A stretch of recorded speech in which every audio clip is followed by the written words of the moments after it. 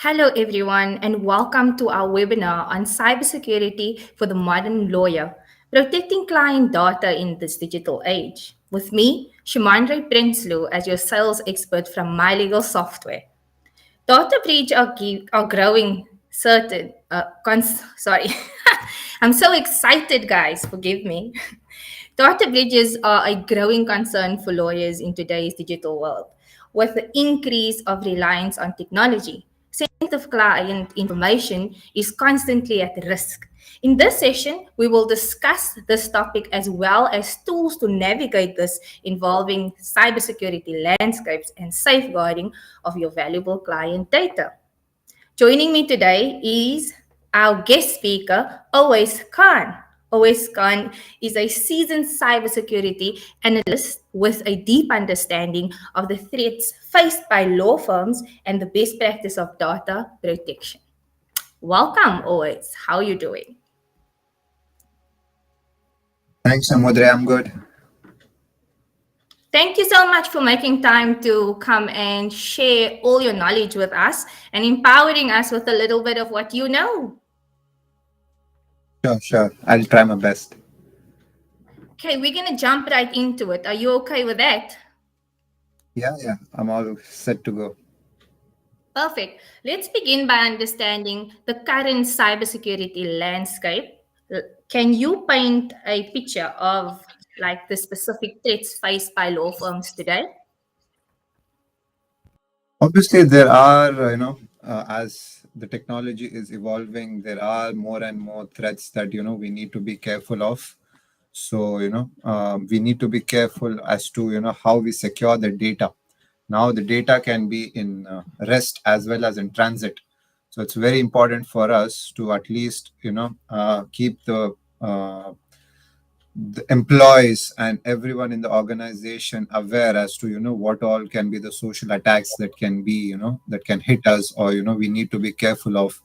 There can be a lot of attacks such as phishing. Phishing attacks are something that are increasing a lot, especially in our legal tech firm. So we need to Mm-hmm. give them regular training. That's when the things can come into place properly. Okay, that is quite informing. Touching a little base on certain things that I'm sure rang some flags for our lawyers out there watching us today. Now, let's dive into some essential solutions lawyers can implement. What are 2 to 3 crucial best practices for data protection that lawyers should prioritize? Yeah, that's a very nice question. The first thing that I would say that a lawyer should prioritize is data encryption. Lawyers should Mm-hmm. prioritize encryptions. They should encrypt sensitive client data, because for a lawyer the most important thing is the client data. Whatever the client data is the most important thing for a lawyer. So this, when you encrypt the data, this ensures that even the data, whenever it is intercepted during a transmission or or accessed without authorization, it remains unreadable. So once you encrypt the data is unreadable and it's very secure. So encryption helps protect against data breaches. So if there is any breach in data, so if your data is encrypted, so you won't lose any data. And the other thing that is Mm-hmm. important is access control and authentication. We need to have multi-factor authentication. So for anything, MFA is very important. You can take from the small list of the items. MFA is something that every organization and every application uses. So these are the two main things that that are important for a lawyer to keep in mind to protect the data. And even if there is an attack, encryption will help protect the data. Mm-hmm. Mm-hmm. Okay, excellent points made there by you. Can you elaborate on these practices with some concrete examples relevant to the daily work of lawyers? For instance, like how can lawyers implement strong passwords and leverage multiple factors, effectively? Right.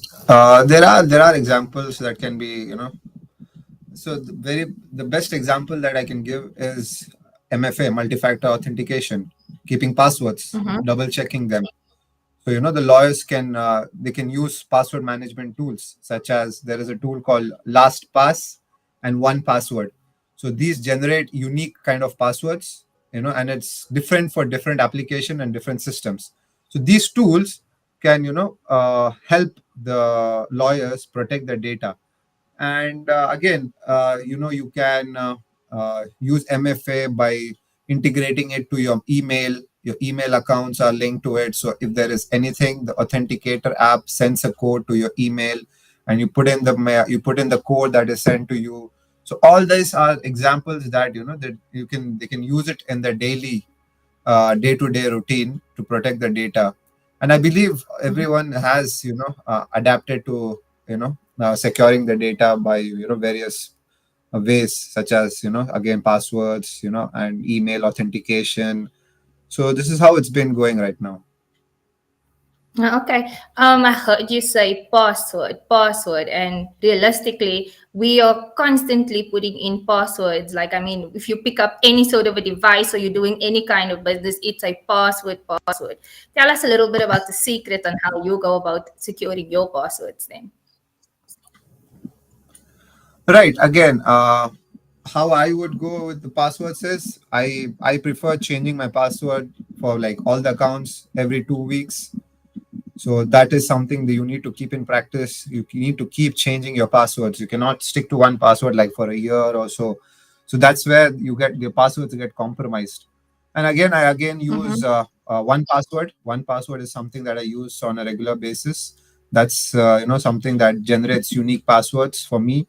And then or I also I've been since the technology has evolved so much, if you are using an iOS device, so whatever is the password that is being generated, it automatically asks you if you need to get in a strong password set automatically by the system itself. Yeah.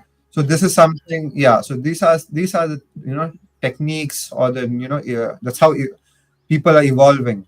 So instead of thinking of a strong password or something, the computer or the mobile itself does it for you, and it auto saves it for you as well. In that way, the password is protected, and it's a strong password, and there are less risk of the password being compromised. So you mentioned autosave. This is something I always had question on, and seeing that I've got you right here, I might just throw it at you. How autosave? How much do you really trust autosave?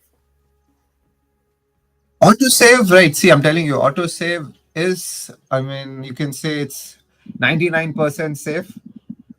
Mm-hmm. So I would trust it, like but there obviously, for everything there are some pros and some cons. I Mm-hmm. can guide you through the pros and the cons. So one thing autosave does is it prevents data loss. Your data isn't lost. Mm-hmm. Your passwords don't get lost. It's convenient. It's very Mm-hmm. convenient. And the some applications keep updating. So the passwords keep, once the version is updated, you don't have to set a different password for the new update of the application. So in that way, autosave automatically sets the password for the new application as well. Mm-hmm. The cons here are, obviously, again, there are few security concerns. Autosave data can be vulnerable. If it's not properly encrypted, especially Mm-hmm. when you use cloud-based applications. These are the risk. And then unintentional saves can also lead to data breach and passwords being compromised. So again, and then how you store your storage management also is important, where you store the passwords. So yeah, you obviously have to use some trusted softwares. This help in the compromising of passwords and data breach. You know, the reason to me asking you this question is because it's most common for us to receive an autosave message once you have changed your password. And I don't know how everybody else feel, but like I mentioned prior, you're constantly saving passwords and you're not able to use the same password. So I agree with you. Autosave is quite a good tool because it kind of remembers it for you. Not kind of, it actually Yeah, does, you know. But then it right, bounces back to what you are saying. The principle of changing it consistently, that's the trick, right? right. Awesome. Okay, thank Correct. you for sharing that with us. Okay, so we understand that implementing these best practices is crucial. Here at My Legal Right. Software, we are committed to provide tools that empowers lawyers to achieve this. We offer a suite of legal practice management tools designed to streamline workflows and enhance efficiency. Okay, but a core focus for us is security. We understand that your client data is very, very, very important to you, which is why we prioritize security measures throughout our platform. I would like to just take just a few seconds to highlight some tabs within our software at My Legal Software, which would, here we go, just a quick one. Always, just can you confirm with you are able to see my screen? Yes, I am.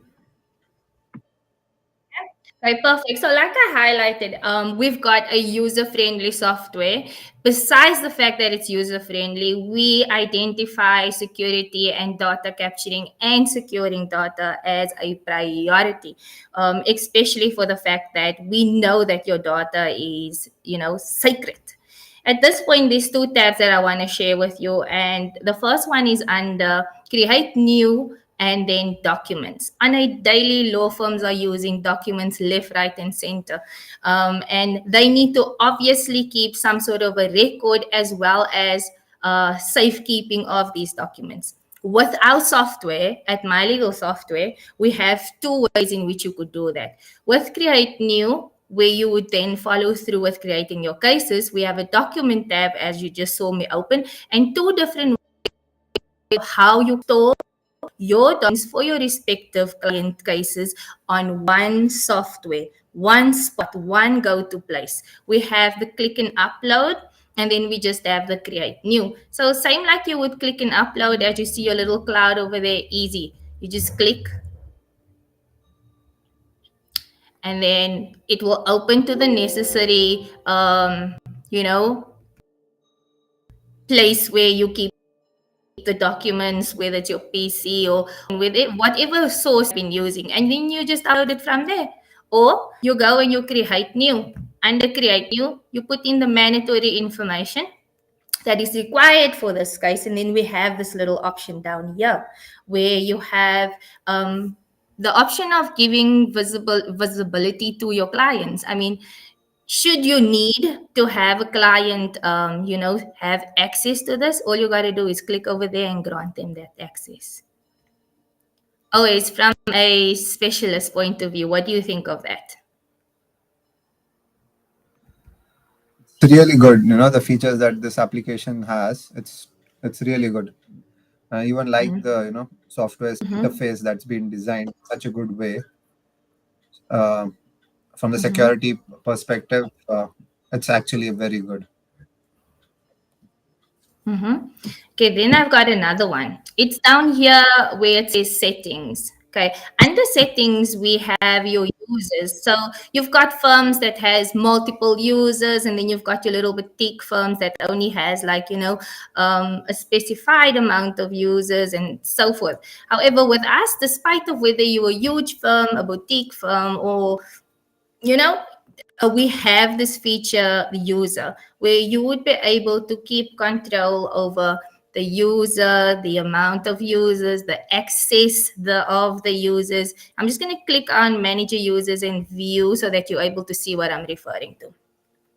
So, for example, I'm just going to use the first four. Over there, you see my colleagues, and this is where you would go and assist yourself by giving access to individuals in respect to what you want them to have view on or not.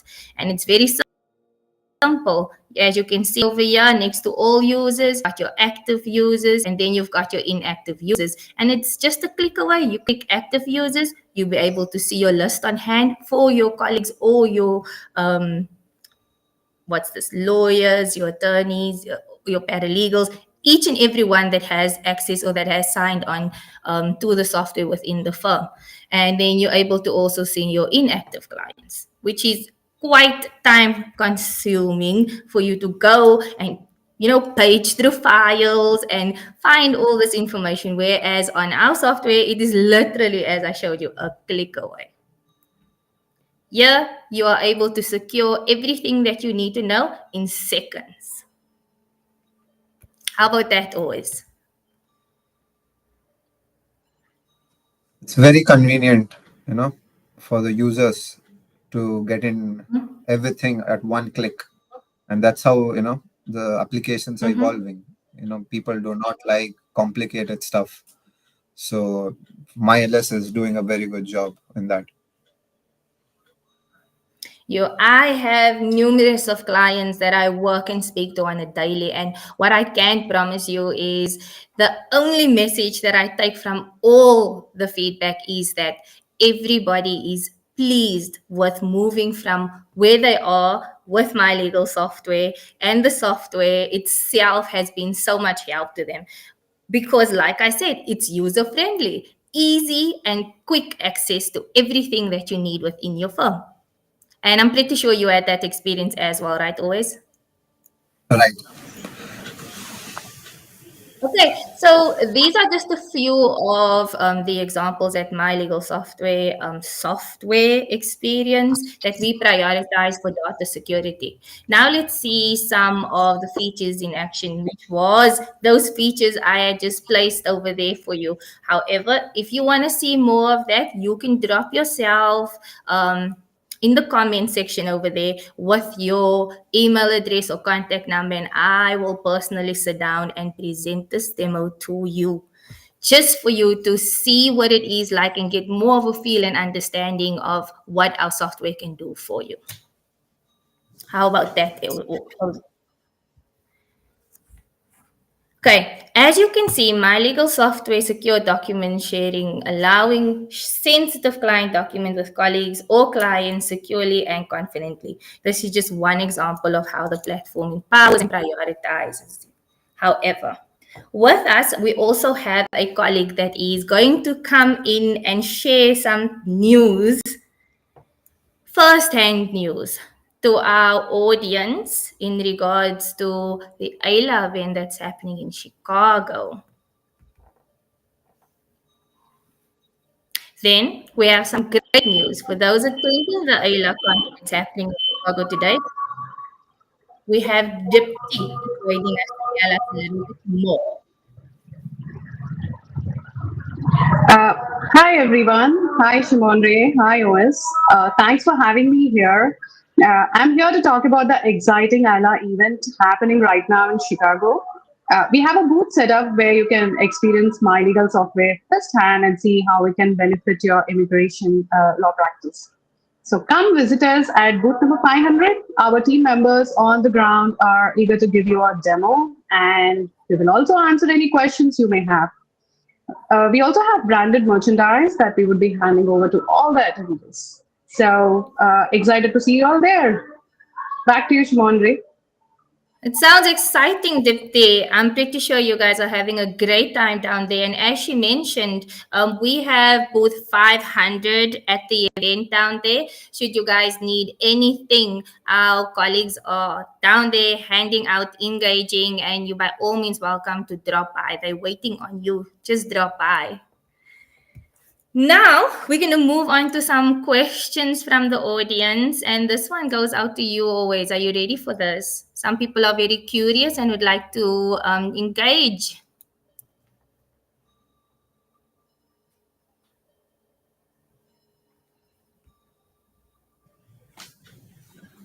I'm ready. You ready? Awesome. I thought I lost you there for a minute. No, So this is the first one. It's asking us, in the event of cyber attack, what steps should a law firm take to effectively respond to minimum damage? correct. Actually, So in case of minimize damage. yeah, My apologies. right, correct. So in the event of a cyber Mm-hmm. attack, a law firm can take the following steps, to effectively respond and minimize the damage. The first thing that they can Mm-hmm. do is immediate containment. where you isolate the affected systems, you disconnect all the compromised systems from the network to prevent the further attack. You disable the accounts whichever are linked to the network, and then obviously every legal team or every organization needs to have an incidents response team. There needs to Mm-hmm. be a team who actively works when there is a cyber attack or something. So the team takes care of A to Z, whatever the requirements are there, how they need to work. So that's been taken care of the whole team. So I mean, obviously the team again finally they start by initial assessment of the cyber attack, as to how big the attack is, the scope of the attack, as to how big the damage is for the organization. And obviously there will be certain evidences that can be taken from, you can say, the documents or the logs that have been there, so all that act as an evidence. So, and then you need to communicate well internally. So, inform all the stakeholders, all the higher management, as to what's gone down in during the cyber attack. And then you Mm-hmm. obviously notify your external people as well, such as your clients, your regulators, and law enforcement. You know, as it's as required by ethical obligations. And then obviously once the whole thing is done, you try to eradicate and recover from the threat. You remove the threat. Once the threat is identified, you remove it completely. Now the threat can be a malware, it can be a malware attack. So you eradicate the malware, unauthorized access points, and other threats from affected systems can be removed. And then you restore back your systems. You restore it back, as to once the malware has been removed. And then later on, you strengthen the security measures. You add more multi-factor authentication, you install intrusion detection systems. So all this actually help us in Mm-hmm. coming all together from an attack. Mm-hmm. Mm-hmm. Okay, I hope that that answered the question because that was a mouthful. But thank you for giving us answers that is in depth because I'm pretty sure there's people that have experienced this type of incidents, and there's always a different way in how they have gone through it when they were in the moment. So I'm sure you had, just involved some incidents as well as given some ideas on how to go about if it happens. I've got another question for you. This one comes from Tracy, and Tracy is asking: is my legal software a cost effective solution for smaller firms when it comes to improving their cybersecurity posture? What do you think? Right. My legal software is, I mean, my legal software offers various tools and features, that are designed to enhance a law firm's cybersecurity posture, which can, Mhm. be beneficial for the smaller firms. Whether it is a cost-effective solution depends on, several factors.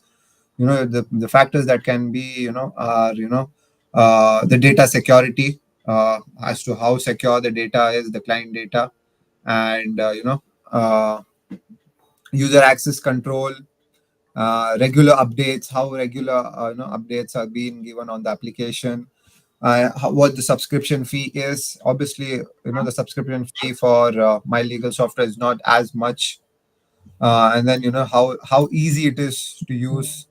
So that is something that is very important. Easy or easy user friendly. So as we saw, how user friendly my ls is. So all that Mhm. is a very something that needs to be kept in mind, apart from the cybersecurity and the security base. In altogether, my ls provides security as well as user friendly interface, is what I can say. Absolutely. What I can add to that is that this question comes with a demo. As soon as you are ready to have more elaboration as well as a demonstration of the answer, you are by all means welcome to drop us your email address in our comment section as well as your contact details. We are also going live on different platforms. We are on YouTube, Instagram, Facebook, LinkedIn, wherever you are watching us from. You are by all means welcome to just leave it over there and we'll come back to you. However, thank you so much for that answer. It is straight to the point and it is literally what my legal software offers the client. Okay, so I've got another question over here. People are excited to ask you questions, but this will be our last one for you. It's based on scams. It says scam seems to be a major threat. Can you share some practical tips for lawyers to identify and avoid the attempts? Right. Phishing scams are increasing day by day. You need to be careful with phishing scams. These are like very quirky attacks that can happen, and you wouldn't realize that your data has been compromised. So it's very important for you as a lawyer or as a firm to identify your new clients through multiple sources. If a client is coming in, you need to have sources, or you need to have a proper documentation where you identify the background, and from where they're coming, what has been their background and everything. So that is very important.